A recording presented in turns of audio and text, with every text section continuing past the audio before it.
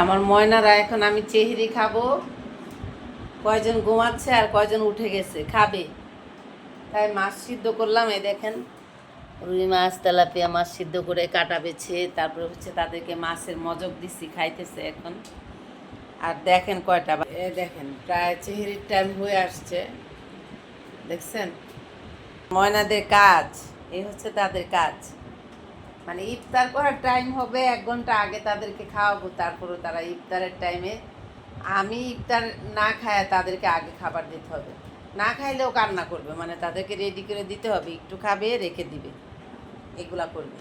আর যখন সেহরির যখন সময় হবে আমি উঠবো রান্না টান্না করার জন্য, তখন তারা ঘুমের থেকে কেউ ঘুমাচ্ছে, কেউ উঠে যাবে, উঠে কান্না শুরু করবে খাওয়ার জন্য। তো এই দেখেন তাদেরকে এখন আমি মাছ সিদ্ধ করে কাটা বেছে এখানে রাখছি, আর ওই যে মাছের মজক দিচ্ছি, খাইতেছে। এগুলা ধরে না, এগুলা না, এগুলা না, সবাই খাইতেছে, তুমি আবার খাও না কেন? তুমি খাও না কেন এখন? খাইবে না সুন্দর? সে চলে যাচ্ছে, সে খাবে না। এ হচ্ছে কাহিনী, ছোট বাচ্চাদের মতো তাদেরকে খালি দেখ দেখ করে রাখতে হয়, বুঝতে পারছেন?